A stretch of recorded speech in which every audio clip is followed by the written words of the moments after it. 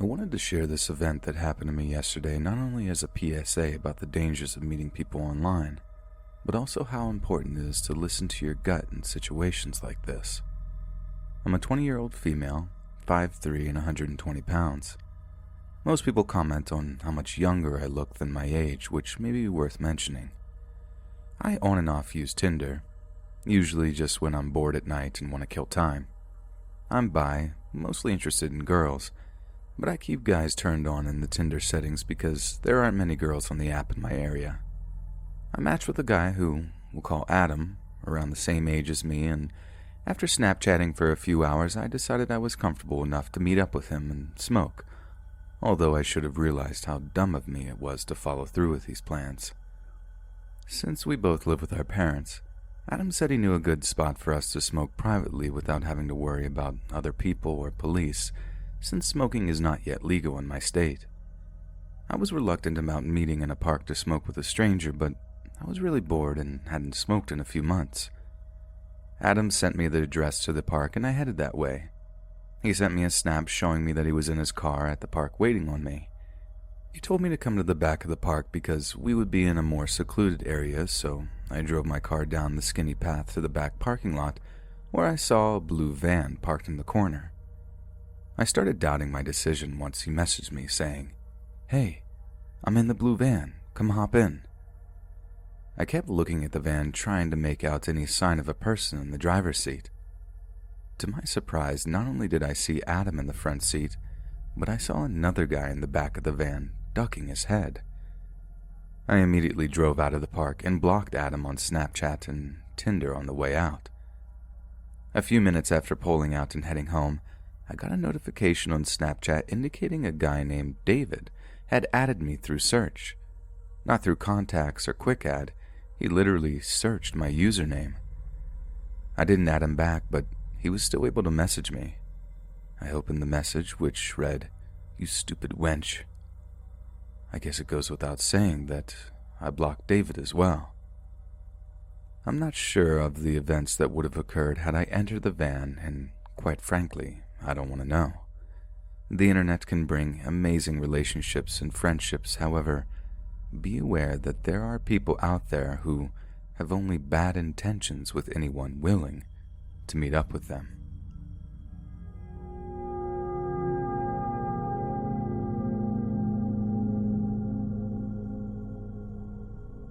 My husband, Michael, and I are in our early 30s. We have 2 toddlers. The couple I will talk about I'll call Liz, and her husband we'll call Klinger. Now let's dive into the story. I was scrolling through Facebook when I noticed a post on one of our local Talk of the Town groups. Liz posted saying that she wasn't from the area and wanted to know where everyone hangs out and says she wants to make friends. Me, being my outgoing self, I decided to comment saying, "I'll be your friend." I know, it was a very stupid idea on my part, and I let my overly trusting and friendly personality get the best of me. Liz and I started Facebook messaging and quickly realized we had a lot in common. Klinger and I had mutual Facebook friends, so that made me more inclined to meet up. I arranged for the 4 of us to get dinner and hang out. We had a good time and shared the same sense of humor. It turned into Liz and I hanging out weekly and Klinger inviting Mike to play pool every week. Mike was working a very demanding job that made it hard for him to have the time to hang out, and when he did have the time, he was too tired. Well, this made Klinger turn a bit crazy. Klinger asked if Mike could go to a pool night, and he said no because of work. Klinger completely freaked out. He started texting Mike saying that he was being a part-time friend, and that he couldn't deal with having a friend that didn't give enough effort. He said that Mike was leading him on as a friend. Naturally, Mike and I thought, WTF? What is wrong with this guy? Mike started saying that Klinger was overreacting and that he has obligations like work and family time. He said that he doesn't have to be Klinger's friend and chill out. Mike ignored all messages from Klinger and we went about our days. Liz and I still hung out regularly, just us girls, and figured that Mike and Klinger didn't have to hang out with us. I thought, okay, problem solved. Wrong. Klinger started messaging me saying that he doesn't understand why Mike wouldn't want to hang out with him and that he wasn't being nice. I tried explaining that he's got a lot going on and to chill out.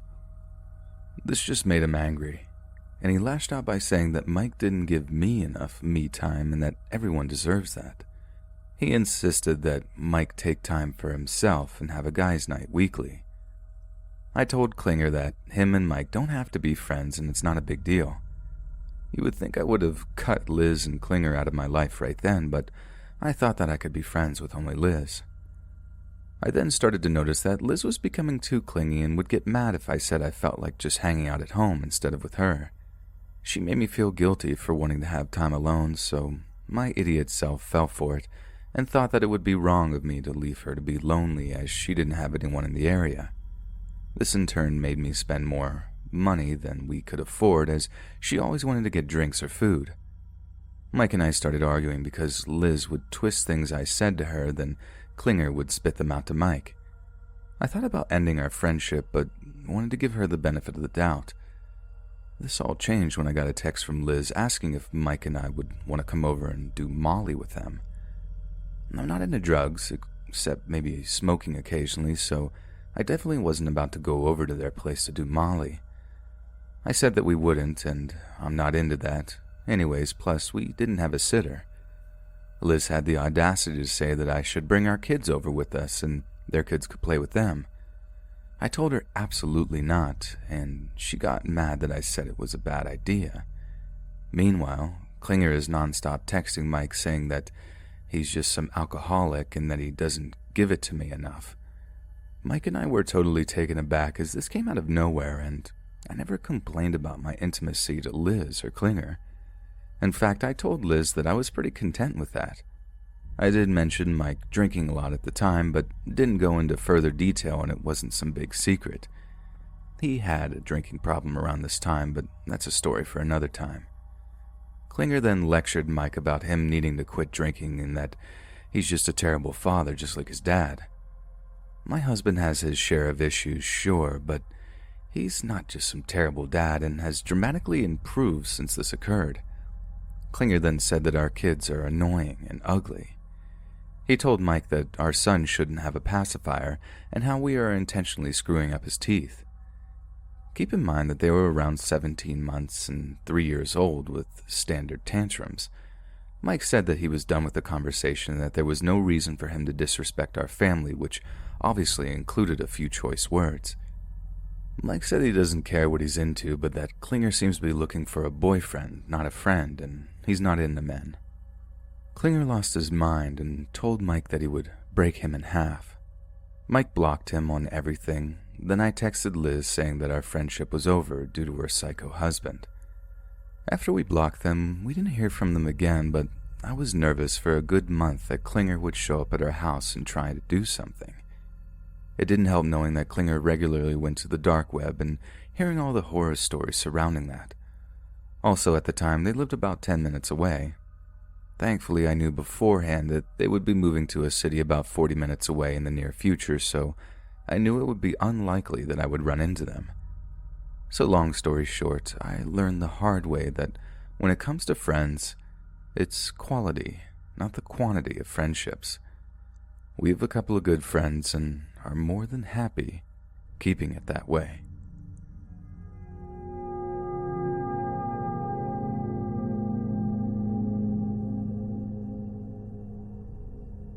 So for Christmas, my family and I, including some family friends and their son, who is a good friend of mine, went to stay at a hotel near a ski center because we wanted to see some snow after a good 2 years of not seeing snow, because we live in Greece and it's pretty much extremely hot through the whole year. Now, when we arrived, we were told by our parents that me and my friend were going to stay at a hotel, and our parents were all going to stay together in a house a few minutes from where the hotel was. This didn't seem to bother us as we felt more free and quiet. Also, there was no other rooms for us left in the house with our parents. So everything was normal. We checked in the hotel and received the keys for our room.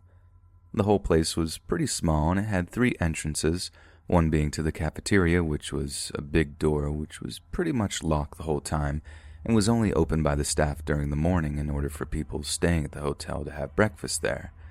There was another entrance, which was the main entrance, and the doors were never locked, even at night. And lastly, there was a little back door which was pretty much open the whole time and had direct entrance to all the rooms that the guests stayed at. Moreover, I'll have to mention that you couldn't really lock the door of the room you stayed in because the doorknobs were messed up. So even if you had locked the door with a key, if you used enough force and you pushed the door, you could still open it. We stayed in room number 3, which was on the first floor, and was just one of the rooms in this really small hallway on the first floor. Now, the first 2 nights sleeping there didn't exactly feel comfortable as, of course, we weren't sleeping in our houses, so we had to kind of adapt, but overall the hotel was pretty okay, and we didn't really feel unsafe since there were other people sleeping there too, and our parents' house was only about 5 minutes away. However, during the 3rd night, I couldn't really sleep, and about 5 in the morning, I felt pretty uncomfortable as I had this gut feeling of having to protect my friend, since I've known him for a really long time, and I've always cared for him and kind of acted like a big brother to him. Therefore, I took my phone and turned on the flashlight as I looked around the room, and I didn't notice anything at first, so I just went to the bathroom really quick, and when I came out, I noticed 2 things. The first is that my friend had also woken up, and he was also kind of anxious, and he told me that he couldn't sleep. And the second is that there were some little mistletoe twigs spread around in the room. Now, I've noticed from the first day that the staff of the hotel had to hang mistletoe in the doorknobs of every room because it was Christmas. But I had never noticed our room being such a mess from the mistletoe before, despite one time where I had forced the doorknob open because my friend was sleeping inside the room and I had left the keys inside so I couldn't get in normally. That kind of shook me at first, but I tried to remain calm, and I just turned on the lights and started to talk to my friend about why he was also feeling anxious and at unease. He told me that he just couldn't sleep, and then he asked me something that creeps me out to this day. He asked me if I had stood up in the middle of the night and just looked down at him for a good 5 seconds before exiting the room for whatever reason so late. I didn't want to cause him any panic, so I just said, "Are you sure you didn't see that in your sleep? Because I never did that," and then proceeded to try to calm him down. Eventually, I did get him to calm down and got back to sleep, and I just put a chair close to the door and sat there on my phone till it became day, and some light started showing through the curtains. I never mentioned anything because I didn't want to cause anyone to panic, because this could have just really been a very unfortunate combination of events. Also, we were scheduled to leave that morning either way, so I just held all this inside myself and didn't tell anyone, but who knows what could have happened if, when I opened my phone flashlight, someone was actually there.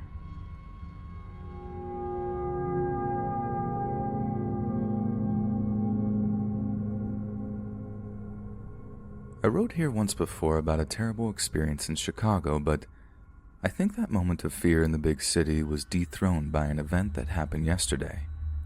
I want to preface this by saying thankfully it was a misunderstanding and there was actually no danger, but this just shows how even if you think you'll never be involved in something like this, that you're immune, you're very wrong.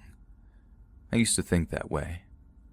It only happened yesterday, so it's pretty fresh in my memory still.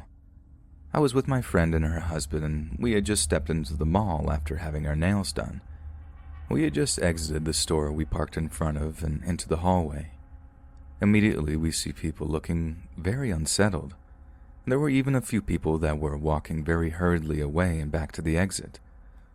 We stood there a little confused about what was happening. Although I didn't see it, my friend did. There were 2 people in a big fight. I'm talking like slamming the other down on the ground, WWE style. It seemed like we stood there confused for an hour, but it was only a few seconds before we heard someone say, "Gun." That's when people panicked. It was like a movie was playing out as I just stood there like, is this really happening? A woman rushed past me with a little girl in her arms, obviously wrapping her body around the child as if to protect her.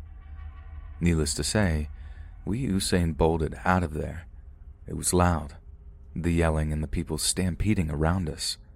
I was just waiting for bullets to be flying through the air at all of this.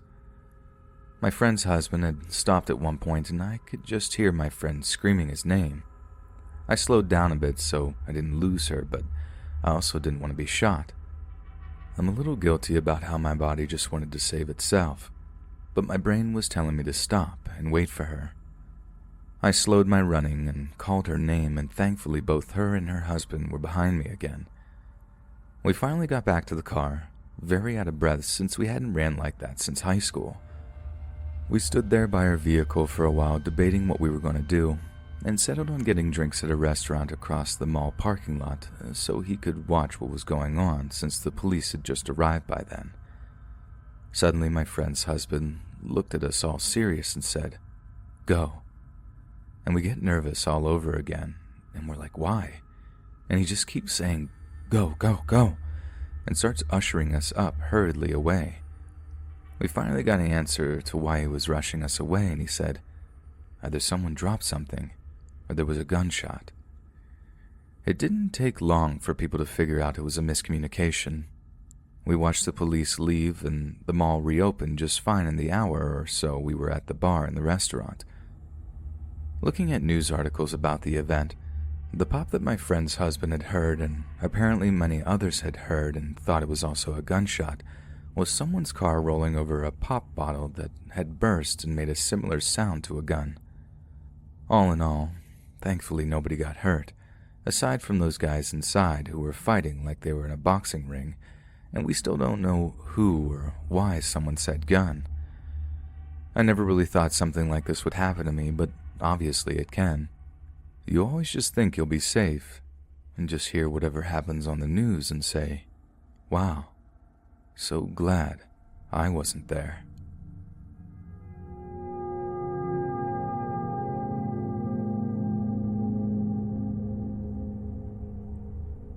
I'm from Latvia and lived in a very small town for 15 years until my mom moved to the UK.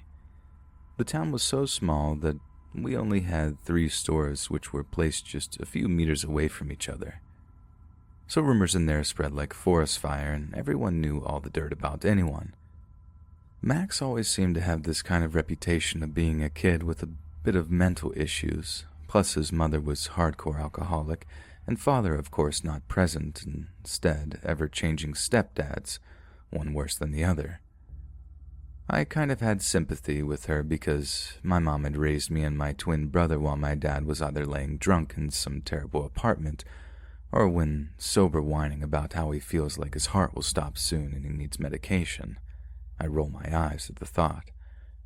Because my town was so small, I went to primary school with all my classmates, and Max was already showing antisocial behavior, throwing tantrums, stealing from other kids, pushing, etc. He even ended up throwing big wooden dice at another boy, which led him to have a crack right between his eyebrow. He still has a scar there. I've even seen it on Instagram. I don't remember the reason he got so mad, though. And somewhere around 12, we kind of became friends. As I also had label of weird kid too, because till 15, I would do this weird thing where I would spin pens and pencils on the floor while daydreaming about my imaginary world for hours. My parents thought I had some form of autism because of that. It turns out it was a coping mechanism because I was a black sheep in my family and had problems connecting with my friends, which made me cling onto him hard. He secured his position as good friend by love bombing. Although this term is used for a relationship, I just couldn't find a better word to describe it. Basically, it's like the honeymoon phase before the true colors come out. Then manipulation began at first.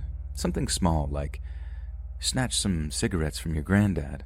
Then it escalated to, if I would get a new toy or some sort of cool gift from my parents, he would ask to play with it, but then I wouldn't see it for days because he would pretend like he accidentally put it in his pocket and forgot to give it back.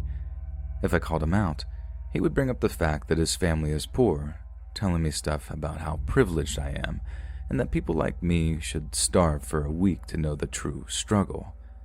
But the thing I hated the most was the, it's just a joke. Whatever he would do, something that made me terrified, like throwing lit matches at me while saying, "I'll burn you alive." It was some kind of hilarious joke, or pulling me down when we had PE in a pool, and if you ever were fortunate enough to experience drowning, you know what a scary experience it is. Thank God the coach banned him from practice. He also was the first person who I came out to. In Latvia, homophobia is pretty much normal, and it's hard to find anyone who is LGBT supporter, so it was a big deal for me. So he thought it's alright to try to pressure me into giving him certain sensual favors. Now keep in mind, at that age, I had no concept of what any of that was. I legitimately thought that babies just kind of came out of nowhere. Although I had enough courage to say no. And after that incident, he would gaslight me into thinking that I made this all up whenever I would bring it up. Also, he would get angry at me. He would call me the Russian F word. The frog incident was the last straw. We had this small forest in my town which was considered a tourist attraction. There was a shallow pit in the forest where people, mainly alcoholics and hobos, would throw all sorts of junk. We found an empty fish tank and a bottle with oil. He told me to hold the fish tank, so I did. Before I go further, I just wanted to say that I'm deeply ashamed of my actions. He placed the toad into the tank and proceeded to fill the tank with oil. The gravity of the situation hit me hard at this moment. Seeing this poor creature trying to make its way to the top while miserably failing, the thick black liquid dripping through its eyes made me cringe as I imagined how it would feel, like if I was the one inside the fish tank. I remember after that I couldn't eat any wet food for weeks as it would remind me of that frog. I also remember my mom comforting me because I was nonstop crying, but not being able to explain why because of how guilty I felt. After that, I slowly was distracting myself from him, and then I moved to England, so he was pretty much a ghost of the past now. Although I still struggle mentally as I recently was diagnosed with BPD, which might explain why I tolerated him for so long, at least I learned to cut toxic people after the first red flag.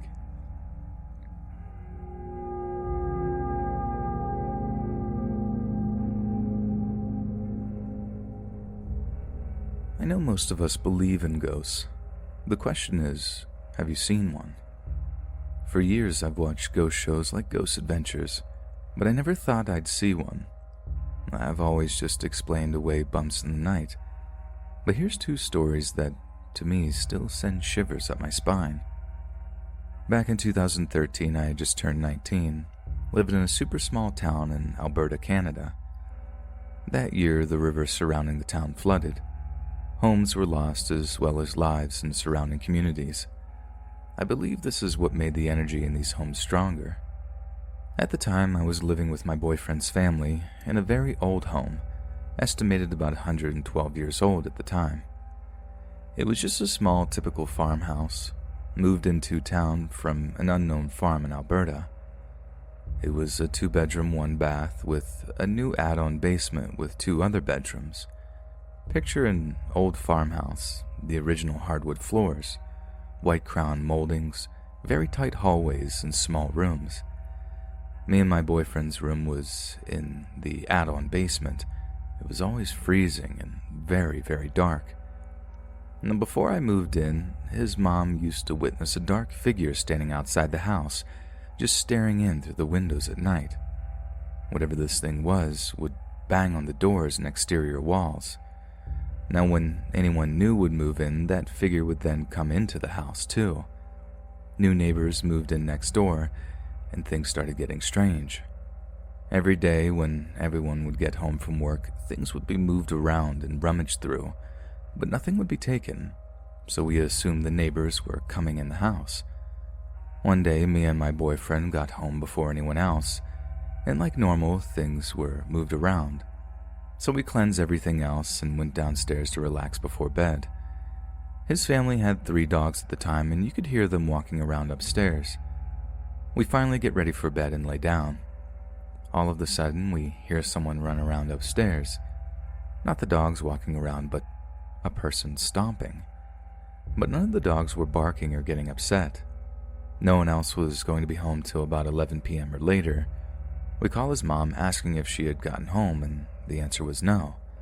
So my boyfriend jumps out of bed and grabs his shotgun, thinking someone had broken into the house.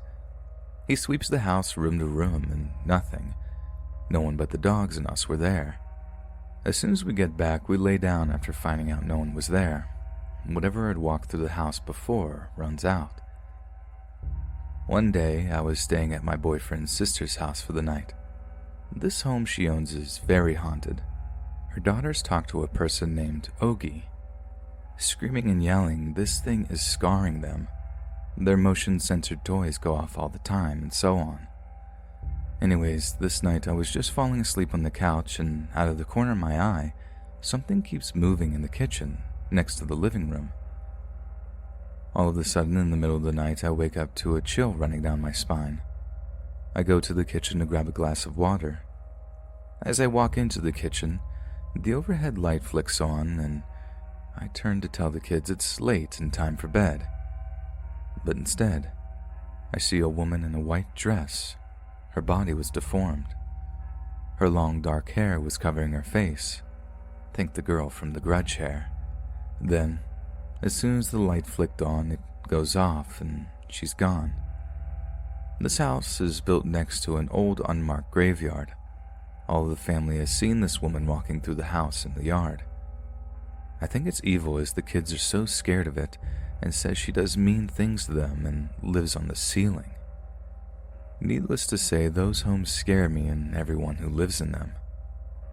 Now, are ghosts real? Well, now I know.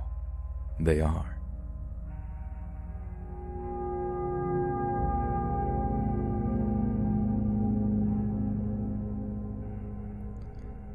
This took place a few years ago in a little English town. Me and my friends had been out in the town. I think we may have been to see a movie or something. Either way, we were walking back to my friend's house, a walk I had walked many times before when we got to this church. We were being rowdy and having a good time when all of a sudden we heard a gut-wrenching scream. At first we thought it was coming from across the road where an abandoned building was. The screams continued, and after a few seconds we realized that they were coming from behind us in the church. We thought that it could possibly be a few kids messing around, but either way our curiosity got the better of us. We walked into the yard to try and pin down the location of the screams. It's safe to say at this point we were freaked. The screams honestly sounded like someone was dying. I got out my phone at this point and called the police. All the while the screams were continuing, getting louder the closer we approached the church. The police were asking for our location, what we were hearing, trying to keep us calm. My friends were losing it. It was then that the lights of the church illuminated the graveyard.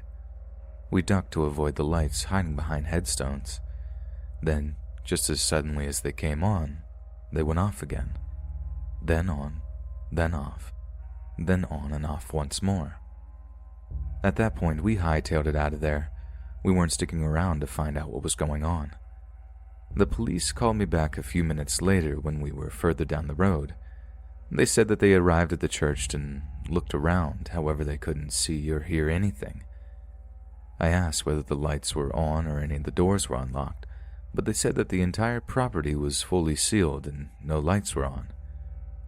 To this day, I have no idea what took place that night.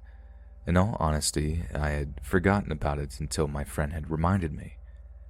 We all kind of wrote it off as a weird experience, but there was something about those screams that still, even to this very day, make me feel uneasy.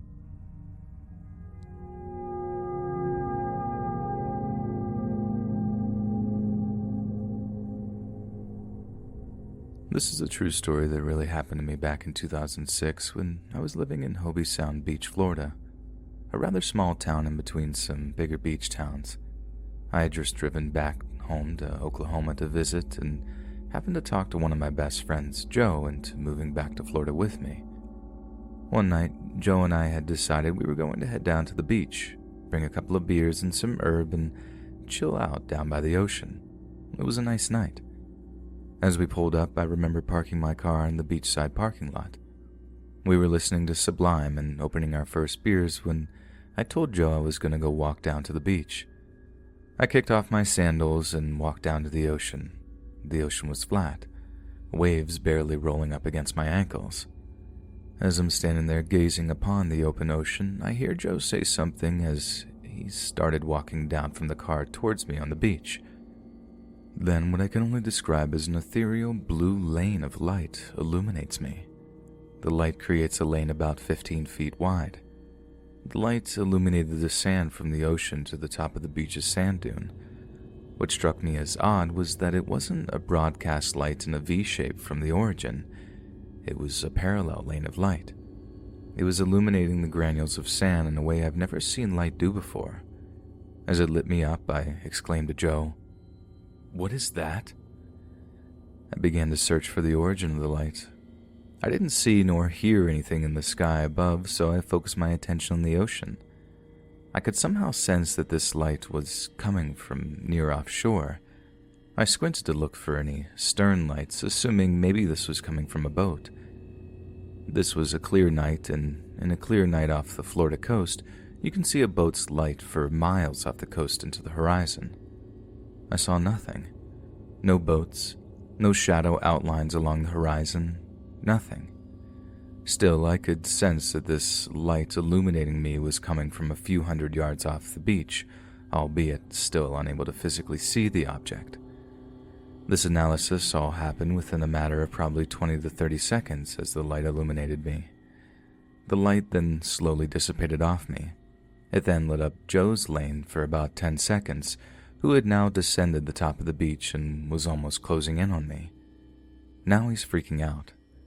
Then the light dissipates off him and illuminated the lane on the other side of me, where there was nothing. The light then behaved in a wave I will never forget. It did a rapid shuffle off the 3 lanes in a random fashion. It straight up scanned us, is all I can describe it as. The next thing I know, a huge tidal wave is picking me up off the beach. The wave had to have been 20 foot tall. It picked me up off the ground and threw me face first into the beach like a rag doll. If you've ever skateboarded, I'm sure you've heard the term scorpion, where you eat it face first and then your legs wrap up over your head from behind you. Worst case scenario kind of ordeal. That's what happened. Not so gnarly. As I got up, I yelled for Joe. I heard him. He had been washed about 30 yards inland. I walked up to him and said, "Dude, are you okay? What was that?" He said in a quiver, I don't know, man." Just then I felt this really creepy, spooky sixth sense feeling come over me, like we'd just seen a ghost. He'd felt it too. It was written all over both of our faces. I said, "Let's get out of here right now." So we jumped back into my car and hauled it back to the house. As we're sitting on the couch in the living room trying to recount what had just happened on the couch, we must have been talking very loud. My cousin, who had been in bed sleeping, comes out and says, "Guys, it's 4:30 in the effing morning. What are you guys out here yelling about? I gotta wake up for work in like an hour." He was so mad. Simultaneously, we both started blurting out what had to have seemed like absolutely insane retelling of what just happened. He didn't believe us, of course. He asked us if we had taken hard drugs or were drunk. We weren't. We'd only both had 1 beer each. Then as he goes back to his room to go to sleep, I looked over to my friend Joe and said, "Wait, 4:30? We went out there at like 11 and have only been gone an hour." We both looked at each other with frightened eyes. The next day I woke up and had a burn mark around my right eye socket from where the force of the impact on the beach had literally sandpapered what resembled road rash on my face. I've told myself many things over the years to try to make sense of it. Government helicopters, submarines, tidal wave warning systems, but deep in my gut I know that Joe and I will never forget, and coincidentally also never fully remember, the time we were possibly abducted by an unidentified submerged object. I was 20 years old back then, just a pup. I recuperated fast, but the older I got, closer to my 30s, the worse and worse my back showed I wasn't all right. That tidal wave that scorpioned me up onto the beach really had messed me up. I have to use a back roller and a back massager daily to do physical rehab on myself for what feels like 3 to 4 completely blown vertebrae. It's literally a daily reminder that whatever happened out there on the beach that night in Florida really did happen.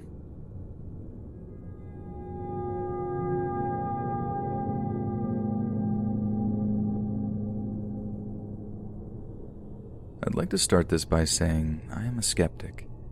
As a child, my father always gave my brother and I a choice to be whatever we wanted to be, thus giving me the option to think critically and look at the world from the most logically explainable standpoint. So this is all just as confusing to me now as it was when I was witnessing it as a child or teenager. My parents weren't around very much when I was a kid. My dad working day and night as an aerospace engineer at U of M, and my mother simply wanted nothing to do with me. So my brother and I spent a lot of time with our grandfather, and the house we stayed at was a big Victorian-style house. My grandma had a thing for antiques, and so the house was decorated that way. During the strange times of living in that house, my grandparents were separated.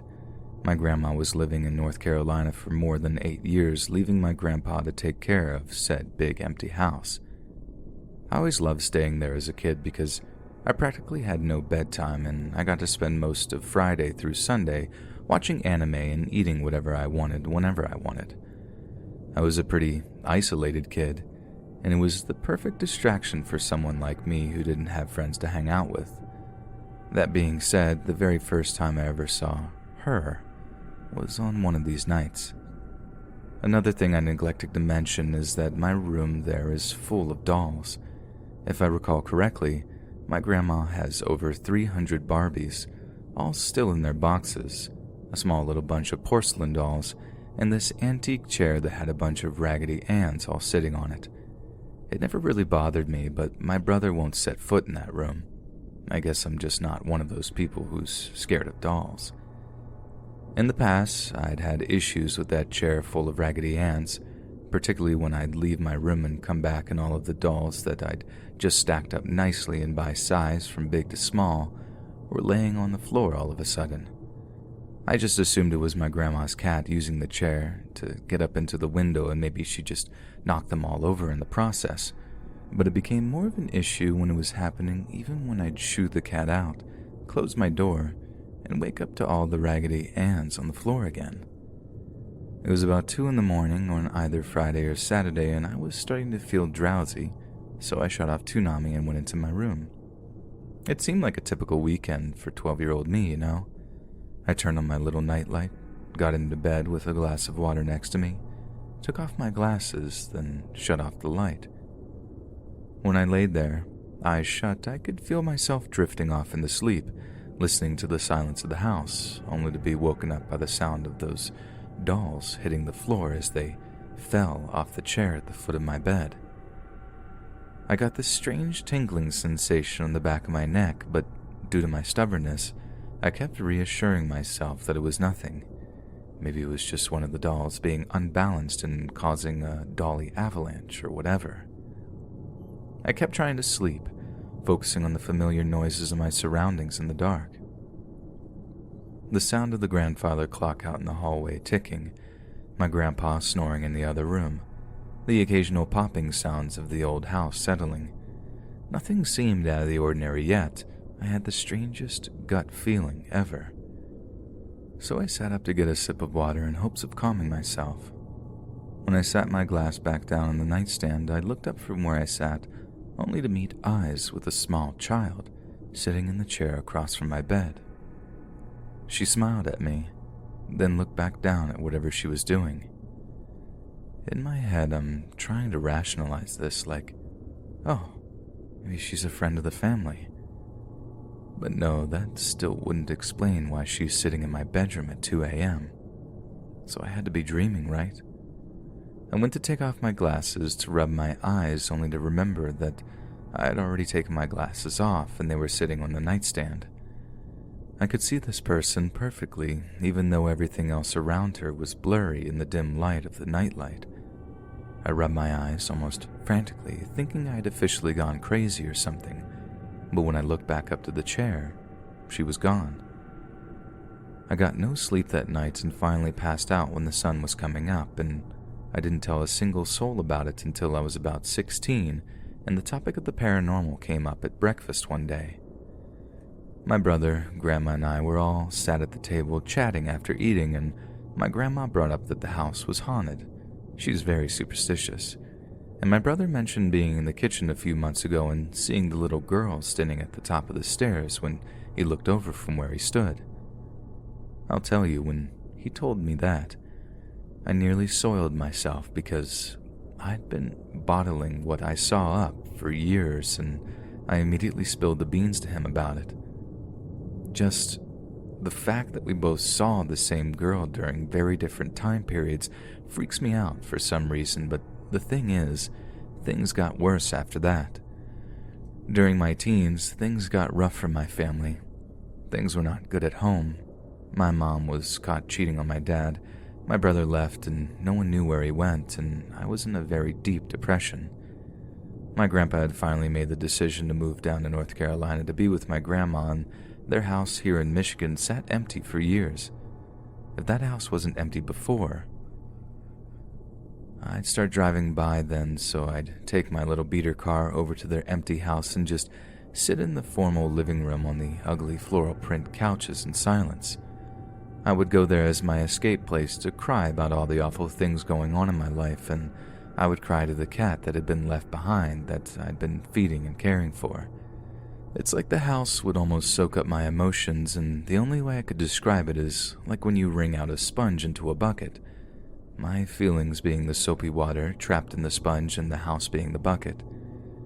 There was a day I'd gotten out of school and was upset, so I drove to that house and went into the old room and cried. When I was all out of tears, I started going through all of my antique wardrobes and dressers in search of my old ballet shoes, or really any other memories stowed away from when I was a kid. When I opened one of the smaller drawers and found a medical bracelet from the 70s with a name on it. The name read Casey. My middle name is Casey. I got out my phone and immediately called my mom about it. At the time, I wasn't really on speaking terms with my mother, so it was a bit of a rough phone call, but it was one that made me understand some things a little bit better. My mother had a little sister named Casey who died at a very young age. I guess when Casey was conceived, my grandmother had an IUD but got pregnant anyway. She decided to have the baby regardless of all the health issues that the baby would have. Casey died before she turned 3 due to related health complications, and during the autopsy, they found the IUD inside of her instead of my grandmother. Learning this information broke my heart, and while I understand why no one wanted to talk about it, it would have been nice to know that my middle name had that kind of significant meaning. After taking a bit to let all of this soak in, I decided to go back up to my old room and look for more of Casey's things. The other thing I found was a picture of Casey. I sat on the floor looking at this photo for a long time. In the corner of my room was a full-body mirror, and I scooted closer to it and held the picture up. I thought I was the only person in my family to have red hair and blue eyes. My parents, grandparents, and brother all have brown hair and brown eyes, but I realized just how much I look like Casey. I looked myself in the eyes and began to cry, feeling overwhelmed with this somber realization that the reason my mom resented me so much was because I looked like her dead sister. I held the photo and bracelet close to me and whispered, "Casey, I'm so sorry. I wish we could have met." And when I closed my eyes, I felt this strange sensation on the top of my head that I can only describe as a kiss, and then the house felt empty. Like actually empty this time in a way that I had never felt before, as if the weight was gone. I didn't go back there for a long time. Things went back to normal, though my version of normal at the time was not normal at all, but those stories are for a different time.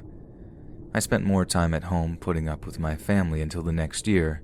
My grandparents started talking about selling their house in Michigan and just living in North Carolina instead. It was around fall of the next year that I finally went back to that house again. I don't recall exactly what I had gotten into a fight with my mom about that time, but I was angry enough to pack a backpack up and leave. When I walked into the foyer, I noticed a lot of things that had already been in disrepair before my grandparents left had now turned into full-on decay. The paint on the walls had begun chipping off like brittle eggshells, and the house now smelled like mothballs and black mold as the basement had begun to leak regularly. The cupboards had bugs and mice scurrying about them, and some of the trees in the backyard had fallen dangerously close to the house. When I walked into my old room, it was like nothing had changed from when I was a kid, though. It was like a little time capsule of dolls, doilies, and lace curtains. I could feel it, though. She was gone. It was colder in there. I set down my bag next to the bed, and I remember taking off my shoes and just sitting. Not really doing anything, just sitting in silence for a long time. The grandfather clock in the hallway had stopped since no one was here to wind it back up. I knew that I probably shouldn't sleep in this empty house, but everything else going on in my life was kind of horrible, and I thought that at least here I wouldn't have to face the wrath of my mother's abuse. The thing is, I thought very wrong. It was a mistake sleeping there. If there was something I could change, it would be this event, because even now, 7 years later, I'm still traumatized by what happened. I put some pajama pants on and turned on my nightlight, which at that point was on its last leg. I mean, the thing flickered on and off if you even lightly brushed against it, but I didn't care. I just wanted to feel that sense of nostalgia and belonging again. It was all I had to keep me going, because I felt like I had literally no one. When I climbed into bed, the sheets were musty and the metal bed frame creaked every time I moved, but I managed to shut off the lights and go to sleep for a little bit. Then I woke up. I couldn't move. My body was numb and it was dark except for the small nightlight. I didn't know what sleep paralysis was before that, so I had no idea what was happening. I started to panic when I looked down at the end of the bed to see this black figure with its white eyes peeking at me from the end of the bed. It was crouched in front of the bed, hands rested on the edge on either sides of my feet. I couldn't make out the outline of its stick-like fingers against the white comforter. I couldn't move. I couldn't scream. I was forced to watch as this sickly, skinny creature slowly draped its long arms over my feet and grabbed them, pulling them ever so slightly. I began hyperventilating. Once it was on the bed, it crawled over to me, making these fast, jerky movements, its joints crackling and popping with every action. If it had a mouth, I couldn't see it, but as it creeped closer to my face, all I could hear was its raspy breathing accompanied with coughing and cackling on me. Its breath nearly made me vomit, but that's what shook me out of the sleep paralysis, and I jerked awake only to be met with an empty room, an empty house. Nothing was here but me. Needless to say, I left and I haven't been back there since. I kinda hope they tear down that house. Like I said, I'm a skeptic, but even I have to admit that there's something really messed up about that house.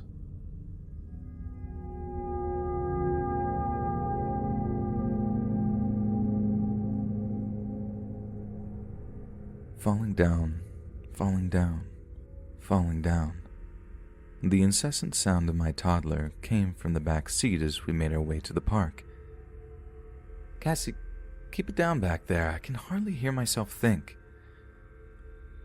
My daughter Cassandra was really finding her voice lately and was no stranger to repeating random things loudly and as much as possible. Anyone familiar with the terrible twos in the years directly following will understand that struggle. It was hard to find my peace at times, but my wife and I did our best and always made things work. Our date nights are few and far between, but when we finally got around to them, they were always just what the doc ordered. It has been a while since our last one, and I'm starting to think it's time to call up Cassie's grandpa before long for another. It was my wife's night to go see her friends, and I was on babysitting duty. Nothing better than a trip to the park to wear out a kid with all that pent-up energy. This way, she will run rampant for 30 minutes to an hour and be worn out by the time we're driving home. That, of course, leads to her falling asleep in her car seat and an easy transfer to the bed once we arrive. As you can tell, I've kind of got this thing down to a science. Cassie was very particular in which parks she liked to play at. Strange, I know. Her favorite was the one downtown with the stone chairs that you could talk to each other in front of from really far away. Something to do with the concave shape of them and how they are positioned to bounce the sound around. There was plenty else to do there as well, but that part was always her favorite. We made it to the bridge heading into town, and Cassie started to really wig out. She kept calling out, "Dad! Daddy!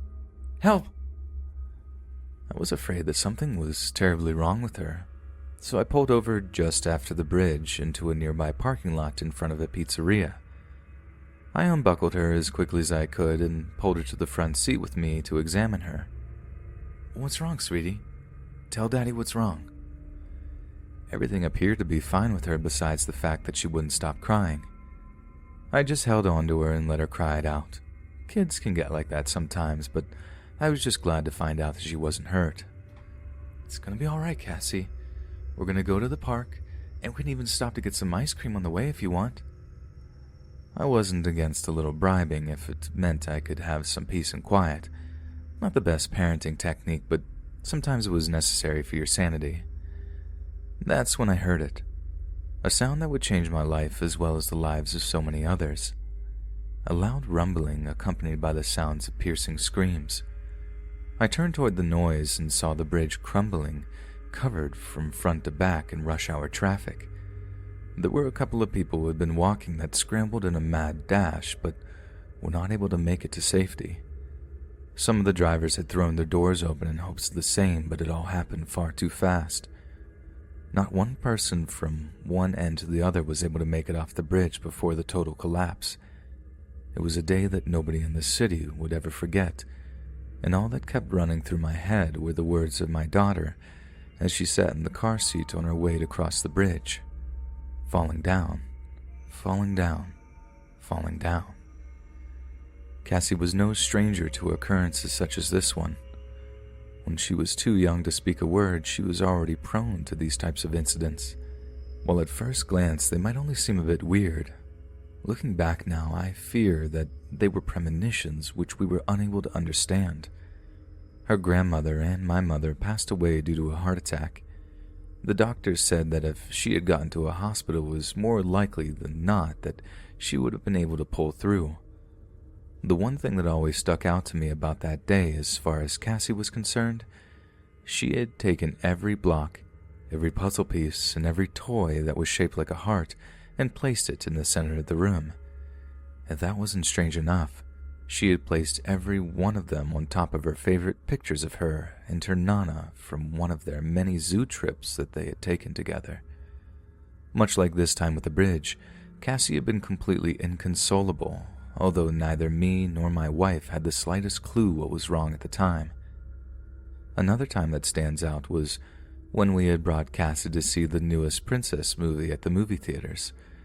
She had known very few words at this point, but she could manage to speak a select few from time to time. We had to leave early from the movie. Babies didn't tend to do well without for long periods of time without crying or being noisy in some type of fashion. When we walked past the last theater on our way out, though, Cassie began to say, "Fire! Fire, Daddy! Mommy! Fire!" It was wintertime, and we had been making fires at home every night, so we assured her that when we arrived at home, we would be sure to make a fire for her in the fireplace. Once we arrived, I threw a few logs on and worked my magic with the kindling, newspaper, and some heavy blowing before grabbing the remote to turn on the nightly news. To the surprise of my wife and I, the theater that we had just been at was on the news, and the flames were crackling as a black cloud of smoke rose from the side of the building. Apparently the theater we had just been walking by when Cassie began to go on about the fire had sparked in the flames during the showing that was going on just moments after. I could go on and on about the different times like this that just seemed a bit too strange to be coincidence. I really don't have the stomach for it now, though. You see, I've been pacing the bedroom with my stomach in knots for the past hour trying to figure out what this could mean or what I should do. It was only yesterday now that the tragic events happened with the bridge. As heartbreaking and earth-shattering as that was for me to witness, It was something that my sweet daughter Cassandra said to me today that has me in such a frenzy. She looked at me and said, "Please watch out for the scary man, Daddy." I don't think I'll be able to sleep a wink tonight. God help me. I may never be able to sleep again. Hey friends, thanks for listening. Be sure to subscribe and click that notification bell to be alerted of all future narrations. If you got a story, be sure to submit them to my subreddit, r.Let's.Read.Official, and give and receive feedback from the community and maybe even hear your story featured on the next video. And join my Discord to interact with me and other listeners directly. And if you want to support me even more, grab early access to all future narrations for just $1 a month on Patreon, and maybe even pick up some Let's Read merch on Spreadshirt. And check out the Let's Read podcast, where you can hear all these stories in long compilation form and save huge on data, located anywhere you listen to podcasts. Links in the bio. Thanks so much, friends, and I'll see you again soon.